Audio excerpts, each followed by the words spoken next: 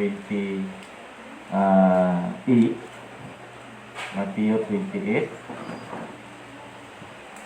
verse 19. No? Sa Matthew 28, verse 19, makikita po natin kung paano po nang buhay na maguli ang ating Panginoong Hesus, ay may iniwan po siya sa mga kanya mga alagad. No? Sa Matthew chapter 28 sa New Testament, Bagong Tipan, verse 19 to 20, ano sabi po dito? Umpisa pa tayo sa 18. Lumapit si Jesus at sinabi sa kanila, ibinigay na sa akin ang lahat ng kapangyarihan sa langit at sa lupa. Kaya humayo kayo at gawin ninyong alagad ko ang lahat ng bansa. Bautismohan ninyo sila sa ngalan ng Ama at ng Anak at ng Espiritu Santo. At turuang sumunod sa lahat ng ipinag-uutos ko sa inyo. Tandaan ninyo, ako'y laging kasama ninyo hanggang sa katapusan ng sanlibutan. So sa umaga pong itong ating pong pag-aaralan, pong ating tema ay pamagatan ko na kasama mo ang Diyos.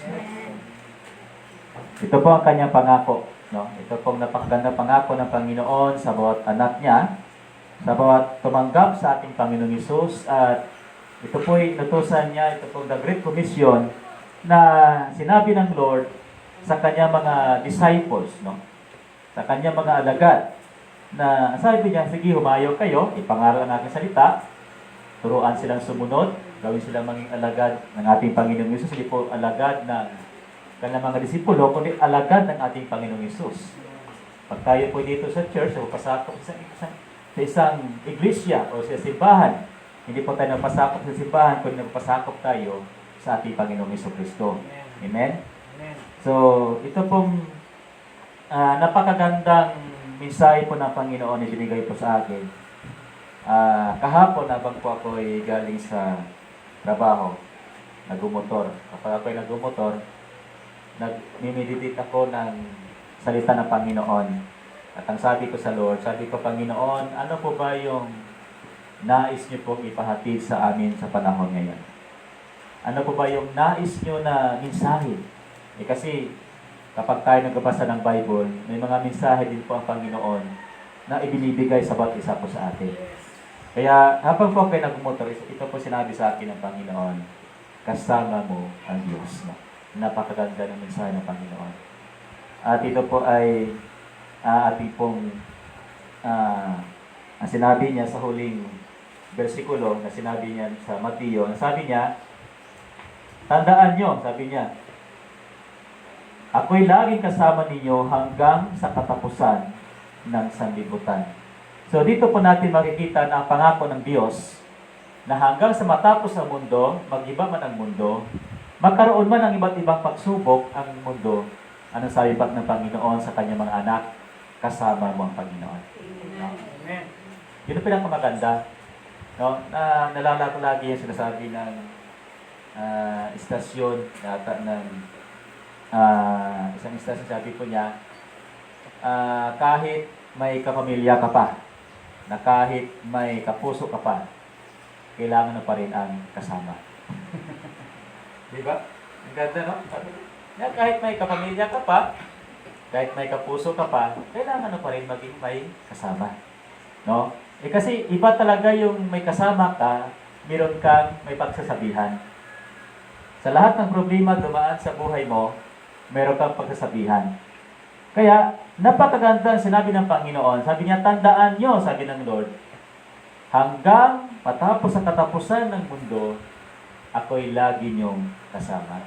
Kaya, sabi po dito, paano po ba natin, no, may apat na magpapa ditong ibibigay na nagpapatunay na ang Diyos sumasama sa mga kanyang mga anak, no? So, sumasama ang Panginoon sa kanyang mga anak. So, paano ang Diyos sumasama sa atin? Sa Isaiah chapter 57, Isaiah tayo. May sinabi po dito ang Panginoon sa Isaiah. No? Sige, pulatin po natin. Mas maganda na tayo mismo nagbabasa. Isaiah 57, verse 50. No? Sa Sabi po ng Isaiah dito. 57 verse 15, ang sabi po niya ng Isaiah. Okay. Nandiyan ba tayo? Isaiah 57 verse 15, ang sabi po niya. Sige, sundan niyo lang. Sa Isaiah 57 verse 15, ako ang dakila at banal na Diyos, Diyos na walang hanggan. Matataas na bundok at banal na lugar ang aking tahanan. Sa mababang loob at nagsisisi ako ay sasama. Aking ibabalik ang pagtitiwala nila at pag-asa. So ang requirements pala ng Panginoon, bago kasamahan ng Panginoon, meron po siyang mga attitude, meron po siyang mga karakter na sinasamahan sa tao. Ang sabi po niya, doon sa mababang loob at nagsisisi. Bakit sinabi niya nagsisisi? Dahil hindi tayo perfecto, nagkakasala tayo paminsan-minsan, kaya ang sabi po niya, mababang loob at nagsisisi. Ibig sabihin, kailangan po natin mag-repent. Amen? Amen. Ulitin ko po, hindi po tayo perfecto. Pero kaya ang sabi ng Panginoon, kasama lamang po siya sa mga taong mababang loob at nagsisisi. Bakit sinasabi niya, humble yung taong kanyang samahan? Dahil ayaw ng Diyos mayabang eh. No? Ayaw ng Panginoon sa mga taong ang yayabang magsalita. No? Ang yayabang na buong akala na kapag may makuha na sila sa kanilang buhay, may na-achieve na sila, o naging successful ng buhay, doon na tumataas yung pride. Yun ang kasi human nature eh. Kaya nga sabi ng Panginoon, sumasama lamang po ang Diyos sa mababang loob at nagsisisi. Kasi ayaw ng Panginoon na tayo po mamuhay sa kasalanan. Kaya sabi po niya, nagsisisi. Kailangan po nating mag-repent. Kung gusto po nating samahan po tayo ng Panginoon, na makamit po natin ang pagsama ng Diyos, kailangan po natin mapakababa sa harapan ng Panginoon at magsisi. Pangalawa, Isaiah 43 verse 2. Ito po ang napakaganda na sinabi po ng Panginoon. No? Kay Isaiah. Isaiah 43 verse 2. Sige po. Ito na po sinasabi po ng Isaiah. Kinakanta po natin ito. Hindi po ba? Isaiah 43 verse 2, pag ikaw ay daraan sa karagatan, sasamahan kita. Hindi ka madadaig ng mga suliranin. Dumaan ka man sa apoy, hindi ka maano. Hindi ka maibubuwal ng mabibigat na pagsubok. No? Yun ang pinakamagandang pangako ng Panginoon. Kaya sabi po niya, pag ikaw ay daraan sa karagatan, sasamahan kita. So, kaya nga, kahit dumaan ka pa sa apoy, hindi po tayo babaylan. Kasi may mga babaylan kasi na kaya daw lumakad sa apoy, pero ang Panginoon, sabi po dito, sabi niya, pag dumaan ka sa apoy, kasamahan ka ng Panginoon. Ng mga apoy ng mga pagsubok, sa ilog ng mga pagsubok sa buhay. Kaya nalala ko yung isang sabi ng isang preacher na pagkanda sabi po niya, pag ikaw ay nawala ng trabaho, kasama mo pa rin ang Panginoon. Diba? Pag ikaw ay nakakaroon ng broken hearted, no? Nakakaroon ng sama ng kung ano mang mga failure sa buhay, kasama mo pa rin ang Panginoon. Kasi ang Diyos, hindi niya iniiwan ang kanyang mga anak. Amen? Amen. Hindi tayo iiwanan ng Panginoon sapagkat yun ang kanyang napakagandang pangako. Sabi niya, pag dumaan ikaw, sabi po niya, ulitin po natin, sandali. Pag ikaw ay daraan sa karagatan, sasamahan kita. Hindi ka madadaig ng mga suliranin. Dumaan ka man sa apoy, hindi ka maano. Hindi ka maibubuwal na mabibigat na pagsubok. Yun ang pangako ng Panginoon. Nandun na lagi ang pangako ng Diyos, sasamahan ka ng Panginoon. Kaya nga una sabi kanina, na number 1, na kailangan po tayo magpakababa sa harap ng Diyos. Sapagkat ang pagsama ng Diyos, ang gusto niya, sasamahan tayo. Kaya nga, yun ang pinakamagandang pangako ng Panginoon. Kaya sa buhay po natin, no, may mga, alam po natin, may mga iba't iba tayong pinagdaanan. Ngunit, napakaganda pa rin ang pangako ng Diyos, sinasamahan tayo ng Panginoon. Kaya pangatlo na sinabi po ng Panginoon po dito, Exodus 33 verse 15. Hebreo. Namaktaw tayo. Hebreo 13, verse 5. So, mas maganda po na basahin po natin. Magamat, memorize po ng iba ito, pero mas maganda na samahan po natin na ating bumabasa. Hebreo 13. Okay? Hebreo 13 verse 5. Sabi po dito ng salita ng Diyos. Huwag kayong magmukhang salapi, masiyahan na kayo sa anumang nasa inyo. Sapagkat sinabi ng Diyos, hindi kita iiwan ni pabayaan man. So, nasabi po ng Panginoon na ang nais ng Panginoon sa kanyang mga anak, hindi po isang version ng King James Version, sabi niya, huwag kayo umibig sa salapi. No? Sa King James Version. Ang nais ng Panginoon, sabi po niya, sapagkat ang pangako niya, hindi niya tayo iiwan, ni pabayaan. Kailangan requirement sabi ng Lord, huwag kayo maging mukhang salapi. No? May mga tao kasi na talagang ang pinapahalagan at nakapokus ng isip yung material na bagay. Ngunit ang sabi ng Panginoon, hindi ka iiwan ng Diyos ni pabayaan man. Pero kaya sabi ng Lord, ang kanyang requirement, sabi po niya, ay huwag tayo umibig sa pira o sa material na bagay. Kasi hindi po maganda. Kaya nga sabi ko, kinaklarify na hindi po masama ang material na bagay, kaya naging masama lang kung tayo po umiibig sa pira. Hebreo 1 Timothy 16. Di po ba? Na ang the love of money, for the love of money is the root of all evil. Sabi niya, lahat ng kasamaan ay nagsisimula sa pag-ibig sa material na bagay. Kaya marami mga anak ng mga Kristiyano sa panahon ngayon nawawala sa paglilingkod dahil sa pag-ibig sa kayamanan. Kaya yun po ang pinapaiwas ng Panginoon. Sapagkat ang pangako niya, hindi niya tayo iwan, hindi niya tayo pababayaan. So yun ang pinaka maganda pangako ng Panginoon. Kaya sa Exodus, pang-apat, 33, sa Exodus 33 verse 15 naman. Ano po sinasabi po dito ni Moises? Exodus. Sige po. 33. O, gantay, 3. Sa Exodus 33 verse 15, ano po sinasabi po dito ng Biblia? 33 verse 15. Okay.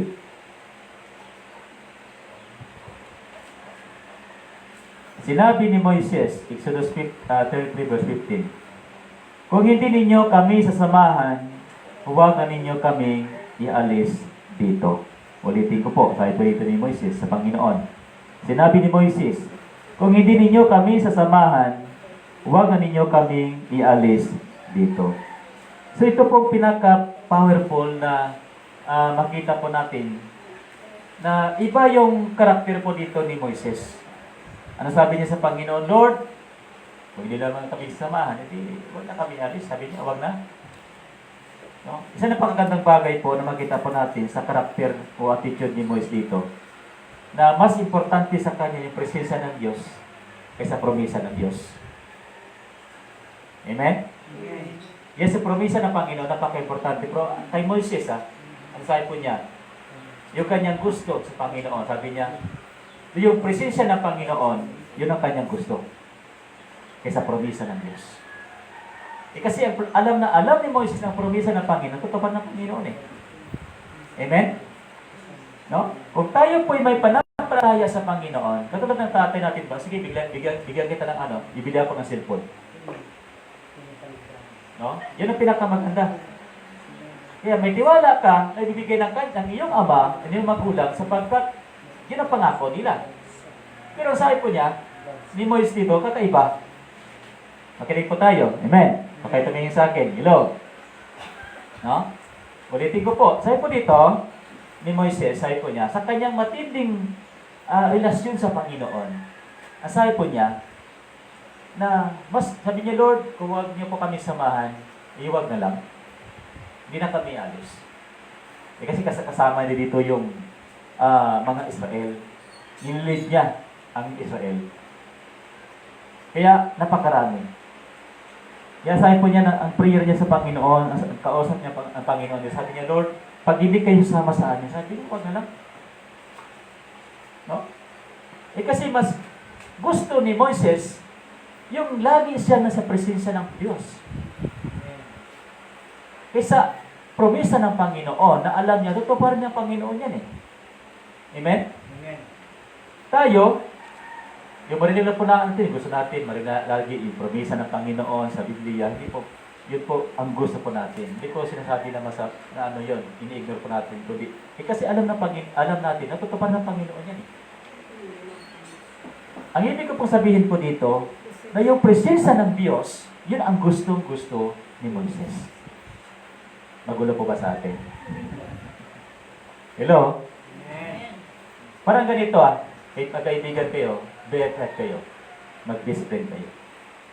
Iba yung kachat mo, siya, kamusta, hello, kasama mo siya. Yung presensya niya. Amen? Amen. Ganon ang gusto ng Panginoon sa kanyang mga anak. Hello?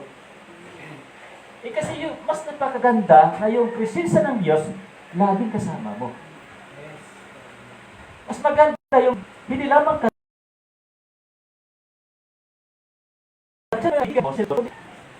parang ganun ba? Yan, inaano ko lang eh. Para mas madali niyo maunawaan. Di ba? Kaya, kahit may pamilya pa, kahit may kapuso ka pa, kailangan mo din ng kasama. Diba? Sa tao yun. Pero sa Diyos kakaiba. Kapag yung presensya ng Panginoon sa atin, na tayong kagalakan na hindi kaya ibigay ng mundo ito. Amen. Kaya yun na sinabi ni Moises sa Panginoon, Lord, mas gusto yung presensya. Kaya sabi niya, doon sa kanya, very close na kanya sinabi niya, pag tinuloy po natin ang pagbabasa dito, nasabi niya, Lord, show me now your glory. Sabi niya, Panginoon, gusto ko po kayo makita. Kaya lang, sabi ng Panginoon, abay, wala pang tao na makakita sa akin at nabuhay siya. Kasi gusto-gusto ni Moises ito makita ang Panginoon ang mukhaan.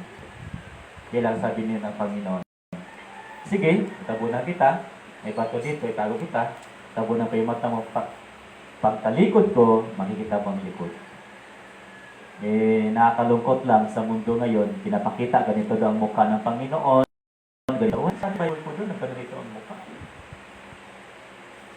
Si Moises nga, very close sa Panginoon, di napakita na kanyang mukhaan. Diba? Kaya nga ang Panginoon, ang gusto niya sa kanyang mga anak, yung presensya ng Panginoon. Like with David ba? Na malapit sa puso ng Panginoon. Kaya mabasa po natin sa Book of Psalms. Nasabi po doon niya sa 23 ng Salmo. In verse 6, the last verse, I put surely goodness and mercy shall follow me all the days of my life. And I will dwell in the house of the Lord forever. Kasi gusto niya, Lord, mas gusto ko sa presensya ko. Sabi niya doon in 27 ng Psalms, verse 4, sabi niya, one thing I have desired, na lagi ko Panginoon sa templo mo. Kasi yung presensya ng Diyos ba? Sa isang iglesia, sa isang buhay Kristiyano, kapag hindi mo na madama yung presensya ng Panginoon, nakakalungkot. Nagkakaroon na ng paglayo yung puso mo sa Panginoon.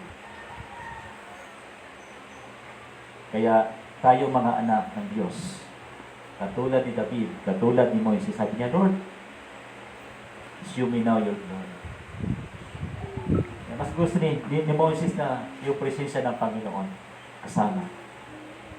Kaya nga dito makita po natin na ang buhay po natin ng mga anak ng Diyos, ang pangako ng Panginoon, kasama ang Panginoon. Kailan sa buhay po natin ito, kasi malapit na dumating ang Panginoon, kailangan po natin paigtingin, kailangan po natin, kung sa mga motor ba, kapag maluma na yung motor, yung mga makina, bakit pinapaandar yan bago umalis? No? Yung mga makina nila para gumana. Pinapainit mo. Tayo mga anak ng Diyos, magpainit po tayo sa presensya ng Panginoon. Eh kahit ngayon, pastor nga, mainit na panahon ngayon, summer na nga. Ayon sa pag-asa daw, kahit nga sa end of the year ng taon na ito, magkakaroon ng super El Nino. Yun ang sabi ng pag-asa. Eh, lalo sa atin dito sa PIA, napakahirap yung tubig. Kaya, salamat naman sa Panginoon at medyo yung puso namin hindi naman kaunti, at least may lumalabas na tubig. Eh, paano pagka nagkaroon ng super El Nino? Eh, malaking problema yun ng bansa. Kaya magkaroon ng problema, siguro magsusupply ng gobyerno natin ng tubig. Pero alam po natin ng mga anak ng Diyos, sundan po natin. Ano man ang mangyari sa mundo, ano man ang nangyari sa buhay mo, sa pamilya mo, kasama pa rin ang Panginoon. Amen. Ang pangako ng Diyos, kasama pa rin natin ang Panginoon. Yun ang pinakamagandang pangako ng Panginoon. Kaya, tumayo po tayong lahat. Hallelujah. Praise your name, Jesus. Glory, glorify your name.